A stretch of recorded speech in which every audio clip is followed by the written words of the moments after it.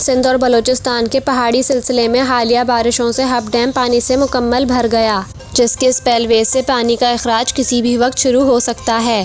वापडा ज़राए के मुताबिक हब डैम के स्पेलवे से आज खुद पानी के अखराज के लिए सिर्फ 1.5 इंच की सतह बाकी है और हब डैम से इजाफी पानी किसी भी वक्त स्पेलवे से आज खुद नदी में गिरने लगेगा।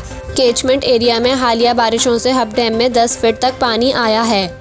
हब नदी में मुमकिन सैलाबी सूरत हाल के पेश नज़र आबादियों को खबरदार कर दिया गया है। वापडा ज़राए के मुताबिक 22 जुलाई तक हब डैम में पानी का लेवल 229 फीट पर था। डैम में पानी ज़ख़ीरा करने की गुंजाइश 339 फीट है। आज सुबह 7:30 बजे हब डैम में पानी हतमी लेवल 339 के करीब पहुंच गया था। गुज़िश्ता साल भी हब डैम मुकम्मल भरने से नदी में तुग़यानी आई गई थी। इस दौरान हब नदी के पुल को भी शदीद नुकसान पहुंचा था।